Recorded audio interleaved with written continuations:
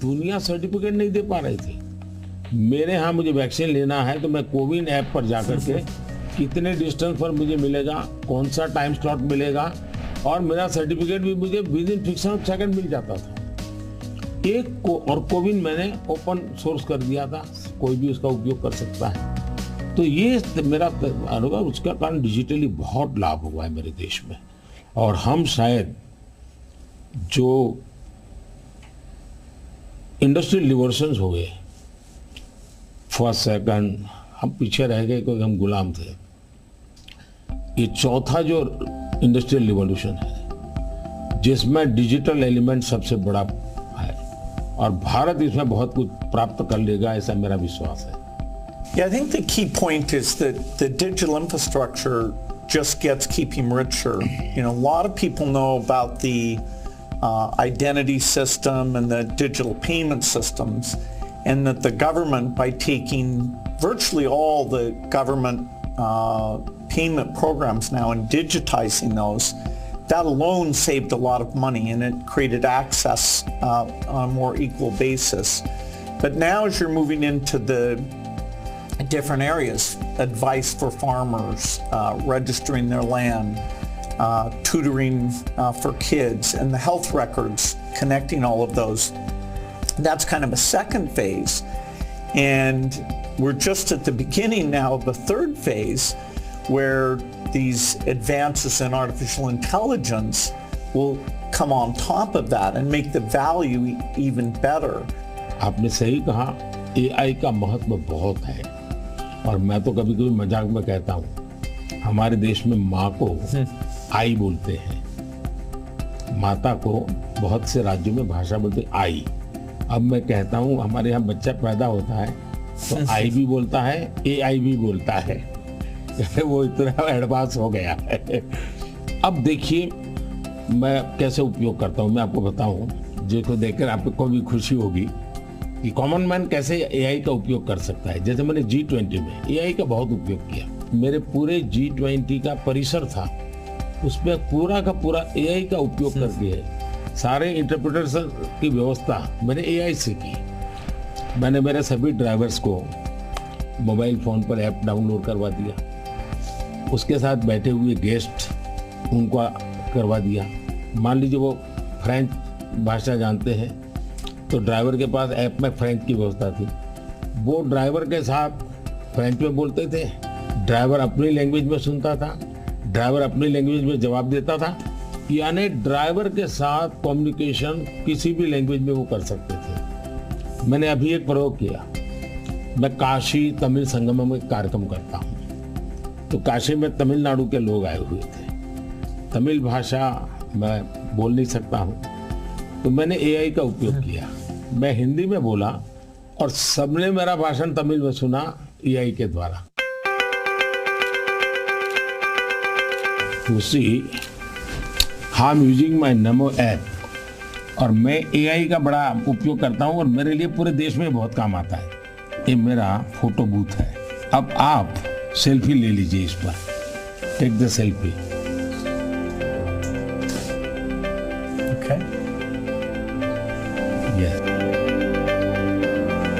Wow. So you can see. Wow. Not only this, since last 20 years, मेरे साथ आपके जितने भी फोटो होंगे, जितने भी मेरी फोटो होंगी 20 साल की, सारे इस पर आ जाएंगे। कभी और किसी पब्लिक फंक्शन में मान लीजिए आपका एक 1/10 पार्ट दिख रहा है, तो वो फोटो में भी अगर मैं दिखता हूँ और आपका 1/10 भी दिखता है, वो भी उसको वो रिकॉग्नाइज करके ले आता है। तो आज टेक्नोलॉजी का कैसे उपयोग हो सकता है, और मैं मानता हूँ कि इस प्रकार के प्रयोग हमें वैल्यू एडिशन करते हैं। अब पहले क्या होता था, मैं कहीं जाता था तो फोटो मांगता था, देते थे। आज मैं कहता हूँ भाई तुम AI पर जाओ, मेरे नमो ऐप पर जाओ, फोटो बूथ में जाओ, खुद की सेल्फी ले लो, आपको आपके साथ मेरा जितना भी फोटो होगा कि कोने में आप खड़े होंगे तो मिल जाएगा। तो हमने थोड़ा रोजमर्रा की जिंदगी में लोगों की मदद करने के लिए उपयोग करना चाहिए। तो मेरी कोशिश होती है कि पहले उसको कंफर्ट लेवल देना, उसको लगना चाहिए हाँ यार ये तो मेरे काम का है, जब काम में होता है तो फिर उसको इनोवेशन करता है, वो नई चीजें जोड़ देता है। I'd love to hear your view on how India sees AI. अगर हम एआई को एक मैजिक के टूल के रूप में उपयोग करेंगे तो शायद बहुत बड़ा अन्याय हो जाएगा। या एआई का उपयोग अपने आलसीपन को बचाने के लिए मैं करता हूं कि भाई मुझे किसी को चिट्ठी लिखनी है, मैं ड्राफ्ट नहीं करूंगा, मैं चैट जीपीटी को कह दूंगा कि मेरी चिट्ठी ड्राफ्ट करके दे दो, तो ये गलत रास्ता है। मुझे तो चैट जीपीटी के साथ कंपटीशन करना चाहिए, मैंने उसके साथ लड़ाई लड़नी चाहिए कि नहीं तुम ठीक नहीं कर रहे हो, तुम ये शब्द की जगह ये क्यों नहीं लाए, तो मैं एआई से आगे जाने की कोशिश करूं। अब जैसे हमारे यहाँ बहुत सारी लैंग्वेजेस हैं, बहुत सारी बोलियां हैं, मैं एआई को कहता हूं आप इन बोलियों को पकड़िए। मेरे एस्ट्रोनॉट्स को इंट्रोडक्शन के लिए गया था, तो हमारे एस्ट्रोनॉट्स किस प्रकार से काम करने वाले थे, तो रोबोट से मैं बात कर रहा था। मैंने रोबोट से काफी बातें की और मैंने देखा कि मैं अलग अलग टोन में बोलता था, थोड़ा लहजा बदल के बोलता था, और मैं देख रहा था कि वो मुझे प्रॉपर रिस्पॉन्ड कर रहा था। फिर मैंने उसका नाम बदल करके पूछने की कोशिश की, तो फिर उसने रिस्पॉन्ड नहीं किया। तो मैंने कहा आपका एआई, मैंने 3 मिनट 4 मिनट बात किया, अभी तक वो मेरी आवाज को रिकॉग्नाइज नहीं कर पाया। जब तक मैं उसका नाम नहीं बोलता हूं वो मुझे रिस्पॉन्ड नहीं कर रहा। मैं वो चाहता हूं कि मेरे आवाज को सेंस करे, और भले ही मैं उसका नाम न बोलूं लेकिन वो मेरे से बात करे। तो उन्होंने कहा ठीक है, विल डू दिस। तो मैं हर बार नई चैलेंज देता रहता हूँ। Yeah, it's early days in AI, and I think everyone who uses it, in the same day you're surprised at how good it is, and you're also surprised at how bad it is. It'll do things you think are hard, and then it'll fail to do some things you think are easy. I started my trip here in Hyderabad, which was a nice occasion because Microsoft is celebrating 25 years in the country, and that's been such a fantastic experience. So I was definitely challenging the team there. Hey, we have to make the accuracy better. And for now, it's like a co-pilot. It helps suggest things, but the final decision about medicine or the letter you want to write, the final decision, we still have to review that, even though it may make us a bit more creative and a bit more productive. It seems like AI is a huge opportunity, but there's some challenges that come with that. How do you think India will approach that? देखिए, AI ने जो challenges खड़ी की है वो मैंने देखा है कि इतनी अच्छी चीज अगर प्रॉपर्ली ट्रेन किया बिना किसी के हाथ में दे दी जाए तो वो मिसयूज होने की संभावना ज्यादा है। अब मैंने एआई से जुड़े सारे ब्रेन से उनसे भी बात की। मैंने कहा शुरू में हमने कोई भी एआई जनरेटेड चीज है तो उस पर आना चाहिए वाटरमार्क कि ये एआई जनरेटेड है, ताकि कोई मिसगाइड ना हो। और ये बुरी चीज नहीं है, सिंपली इट्स एआई जनरेटेड, तो मैं उसका वैल्यू समझ लूंगा। डीप फेक भारत जैसे डेमोक्रेटिक कंट्रीज में और इतनी विशाल कंट्री में कोई एक डीप फेक में कुछ भी चीज डाल दे, जैसे मेरे ही वॉइस में कुछ ऐसी गंदी चीज डाल दे, तो शुरू में तो लोग मान जाएंगे, तो बहुत बड़ी आग लग जाएगी। तो ये जरूरी है कि डीप फेक एआई जनरेटेड और ये सोर्स है, ये आज शुरू के दिनों में, आगे चल करके क्या होगा जरूरत नहीं पड़ेगी शायद, लेकिन ये हमने कुछ डूज एंड डोंट्स उस पर सीरियसली सोचना पड़ेगा। उसी प्रकार से मैं एआई से पहले काम वो लूं जिसकी मेरी महारत हो। मेरी महारत हो और मैं थक गया हूं सो जाऊं वो कर लेगा तो वो ठीक नहीं है। जैसे हम कह देते कि भाई तुम 5 बजे उसको फोन लगा देना तो यही कर देगा, या मैं कह दूंगा कि मेरा वो गाना मुझे सुना दो तो कर देगा। तो मुझे पता होना चाहिए ना कि भाई मुझे इस समय किस गाने को सुनने की जरूरत है, मेरे लिए क्या रिक्वायरमेंट है। अगर मैं ये ना करता, मेरे से टूल का ही उपयोग करने के लिए खेल खेलता रहूं, तो शायद मैं वैल्यूएशन नहीं कर पाऊंगा, टाइम पास कर लूंगा। In the AI world, data is so important, and yet, people have concerns, privacy concerns. How do we strike the balance there? Data एक बहुत बड़ा इश्यू बना हुआ है, हमने उसकी सिक्योरिटी भी देखनी चाहिए। भारत में कानूनी व्यवस्था तो की है, लेकिन लोगों को भी अवेयर करना पड़ेगा। अब जैसे मैंने आज हमारे देश में यूनिवर्सिटीज वगैरह सारे सर्टिफिकेट क्लाउड में रखवा देता हूँ, ताकि खर्चा भी बचता है और जो भी रिक्वायरमेंट मिल जाती है। मेरे यहाँ कंप्लायंसेस की ज़रूरत होती थी, मेरे सारे कंप्लायंसेस की कोई ज़रूरत नहीं है। आप अपना डेटा एक क्लाउड पर डाल दीजिए, मुझे आपका आइडेंटिटी दीजिए, मुझे जो ज़रूरत है मैं उसमें से ले लूँगा। तो मैं नागरिकों का ईज ऑफ लिविंग के लिए टेक्नोलॉजी का बहुत उपयोग कर रहा हूँ। दिनों सर्विसेज के लिए पहले करता था, अब मैं ईज ऑफ लिविंग के लिए कर रहा हूँ। Yeah, data is definitely, it's going to be very exciting that we'll be able to preserve privacy and still learn a lot from the data. Like which crop should you plant? If we get all the data from the farmers without their names, so we don't invade their privacy, but giving better farmer advice, or seeing here in India, the top 10% of teachers are so good, and saying, okay, what are they doing, and how do we spread that to the other people? Or even if there's some new nutrition approach, sometimes it works and sometimes not. And so because you have the medical record, the ability to kind of track and say, okay, this is working very well, or this isn't, we can be a lot smarter without threatening individual privacy. मैं इसको दो तरह, एक हमें common man को भी quality data के लिए ट्रेन करना पड़ेगा। हमारे डेटा में क्वालिटी होनी चाहिए, क्लैरिटी होनी चाहिए। दूसरा, डेटा ओनर को मालूम होना चाहिए कि जो मेरे से डेटा मांग रहा है वो किस काम के लिए मांग रहा है। अगर वो उसके साथ एग्रीमेंट करके उसमें से कमाई करना चाहता है तो उसको अलाउ करना चाहिए कि और पहला, उसको प्रायोरिटी रिसर्च के लिए होनी चाहिए। रिसर्च के डेटा की वैल्यू ज़्यादा ना हो, ताकि वरना रिसर्च बहुत महंगा हो जाएगा।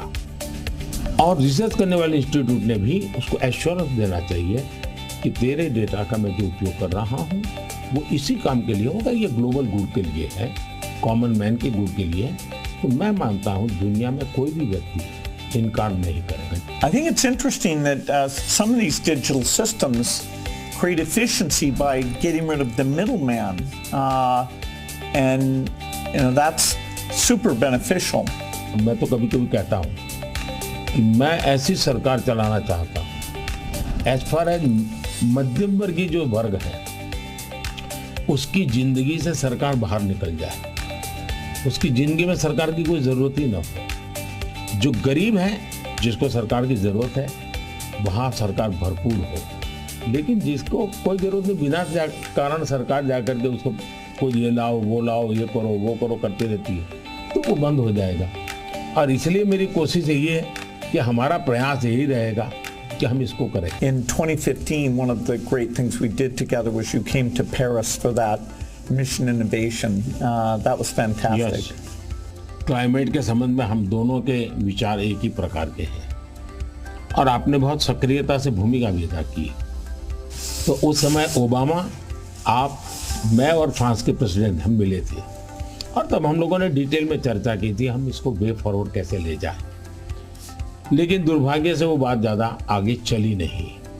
लेकिन G20 के बाद क्लाइमेट को लेकर एक वातावरण बना है कि भाई सब लोग अपनी अपनी जिम्मेवारी अदा करेंगे। तो जो हमने बीज बोए थे और जिसमें आपकी भी बहुत बड़ी भूमिका थी, वो अब कुछ वटवृक्ष के रूप में सामने आएगा, ऐसा मुझे लग रहा है। मैं समझता हूँ क्लाइमेट एक ऐसा विषय है, जरा खुले में जाकर के हम लोग बात करते हैं।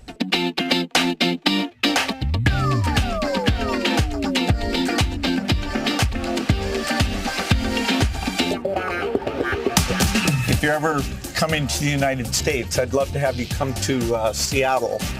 I'll be happy to come. No, fantastic. Please. I'm over Yeah. here. Yeah. Is it okay? Huh? Yes. Huh.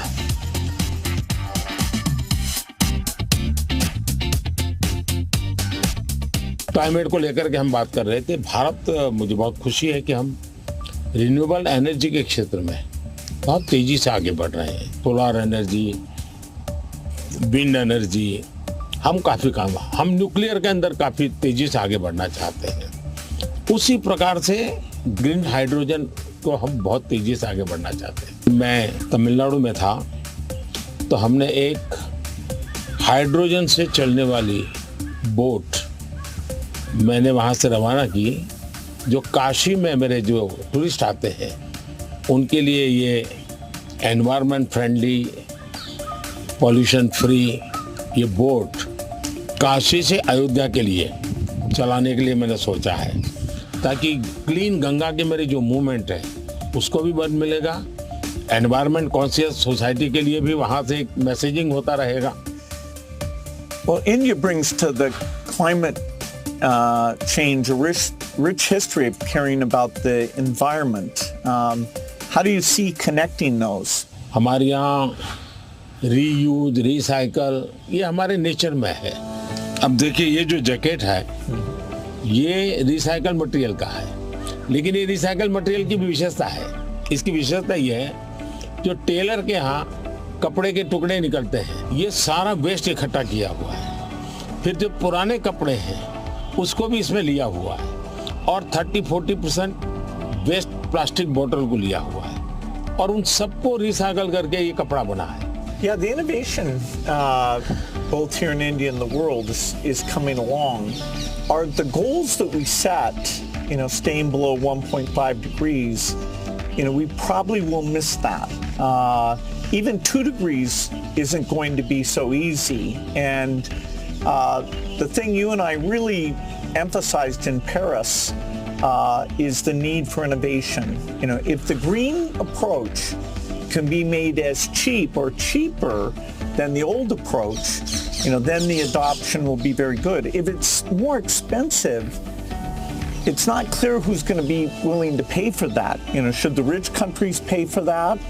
It's not fair to tell India to slow down, building basic infrastructure just because the West had those emissions. But you'll have to have some adaptation, because there will be some warming, particularly which farmers will have to take into account. मुझे लगता है कि हमने 2-pronged strategy की तरफ जाना चाहिए। एक तो है इनोवेशन, और इनोवेशन में हमारी जो रिक्वायरमेंट्स हैं वो क्लाइमेट फ्रेंडली कैसे हो, नेचर फ्रेंडली कैसे हो, उसमें इनोवेशन हो। भारत ने अभी अपने इस बजट में 1 लाख करोड़ रुपए का कॉर्पस फंड बनाया है, और यंग जनरेशन को हमने कहा है कि आप इनोवेशंस के लिए आइए। 50 साल तक इंटरेस्ट फ्री लोन हम देंगे और आप इनोवेशन कीजिए। 1 लाख करोड़ रुपए का जो अपकमिंग टेक्नोलॉजीज है, फ्यूचरिस्टिक टेक्नोलॉजी है, उस पर आप रिसर्च करिए, इनोवेशन कीजिए। तो मैं एक तरफ उनको प्रोत्साहित करूँ, लेकिन दूसरी एक बात है जिसको गंभीरता से ले, और ये वो लाइफस्टाइल। और इसलिए मैंने मिशन लाइफ शुरू किया है, और मैं जब लाइफ कहता हूँ तब लाइफस्टाइल फॉर एनवायरनमेंट, क्योंकि हमारी रोजमर्रा की जिंदगी में अगर हम क्लाइमेट फ्रेंडली लाइफस्टाइल स्वीकार नहीं करते, प्रो नेचर हम जीवन नहीं जीते हैं, तो हम बाहरी कितने ही प्रयास क्यों न करें, हम नए नए इनोवेशन करेंगे, नई नई चीजें जोड़ते जाएंगे, हम अपनी जिंदगी को ऐसी कैसे बनाए। अब हमारा मुसीबत क्या है, हमारा प्रगति का आंक क्या, तो भाई कौन सा देश कितना स्टील उपयोग करता है, कौन सा देश पर कैपिटल कितना एनर्जी कंज्यूम करता है, उसके आधार पर उस देश की इकोनॉमी में जा। अगर ये पैरामीटर रहेंगे तो फिर वो इलेक्ट्रिसिटी कंज्यूम करने के लिए कोशिश करेगा, स्टील कंजम्पशन की कोशिश करेगा, फिर स्टील उत्पादन के लिए लगेगा, तो स्टील उत्पादन में कार्बन का प्रॉब्लम करेगा। मतलब हमने हमारी सोचने के तरीकों बदलना पड़ेगा। जब सोचने के हमारे पैरामीटर, जिंदगी के पैरामीटर, प्रगति के पैरामीटर हमने क्लाइमेट फ्रेंडली बनाने चाहिए। आज हमारे प्रगति के सारे पैरामीटर एंटी क्लाइमेट है। बिजली कंजम्पशन के आधार पर प्रगति नापी जाती है, स्टील कंजम्पशन के आधार पर प्रगति नापी जाती है। Yeah, I've been interested in your discussions about green GDP. Update me on your thinking. मैं तो कहता हूँ दुनिया को ग्रीन जीडीपी के कंसेप्ट को डेवलप करना चाहिए कि भाई तुम्हारी टोटल जीडीपी में ग्रीन जीडीपी कितनी है, टोटल रोजगार में ग्रीन रोजगार कितने हैं। हम एक नया आखिर टर्मिनोलॉजी बदलनी चाहिए दुनिया की। तो मैं समझता हूँ कि समस्या का समाधान हो सकता है, लेकिन अगर मैं कहूँगा मैं तो जितना उपयोग करता हूँ करूँगा, मैं तो इतनी बिजली उपयोग करूँगा, मैं इतना पानी बर्बाद करूँगा, मैं ये करूँगा। Now, getting consumers involved in this, where they prefer the product that's the clean product when they're buying a car, when they're buying any product, and changing their food consumption, even if they don't go all the way to be a vegetarian, they can eat less beef and more chicken, or less chicken and more fish. They can moderate it, and we know that also has some health benefit as well. Not only that, मैं तो कहता हूँ vegetarian में भी सोचने की improvement जरूरी है। वेजिटेरियन में जैसे मिलेट, मैं यूएन के साथ मिलकर के मिलेट ईयर मनाया। मिलेट का फायदा यह है कि एक तो बिल्कुल बंजर भूमि में मिलेट पैदा होता है, मिनिमम पानी चाहिए, कोई फर्टिलाइजर नहीं चाहिए, और ये सबसे उत्तम प्रकार का फूड है, ये सुपर फूड है। अगर हम मिलेट को प्रमोट करते हैं तो वेजिटेरियन होने के बावजूद भी बहुत सी चीजें हैं जो ज्यादा नुकसान करने वाली है, उसमें भी अगर मिलेट पर शिफ्ट करते हैं तो बहुत फायदा हो सकता है। Yeah, when I was in Odisha, they were talking about how millet had been popular a long time ago, and then it came out of favor, and now there's a joint program with the foundation and the government. It's coming back up, and they even took me to some shops where the women were there showing these very nutritious, and actually they tasted good to me, millet crops. So that's a good message मैं for the देख world. रहा हूँ जी, millet में इतना बढ़िया production आना शुरू हो गया, अच्छी अच्छी कंपनियां मिलेट प्रोडक्ट में आ गई, और एक प्रकार से उसका वैल्यू एडिशन हो गया। मैं और कॉमन अब फैशन हो गई। हमारे यहाँ 5 स्टार होटल में जाइए तो मिलेट का मेनू अलग देते हैं, नॉर्मल वेजिटेरियन फूड का मेनू अलग देते हैं, और ज्यादातर लोग मिलेट मेनू और उसके कारण मेरे छोटे किसान की इनकम भी बढ़ी है और पानी बहुत बचत हो रही है, तो बहुत बड़ा फायदा होने लगा है। Well, during the pandemic, it was fantastic that the vaccines got invented, and India made a lot of those. Sadly, in many countries, the fear of vaccination and even rumors about vaccines became a big problem. And you had actually very little of that here in India. So I'm curious, how did you manage the communication, and why do you think it came out better here? बहुत ही बढ़िया सवाल आपने पूछा।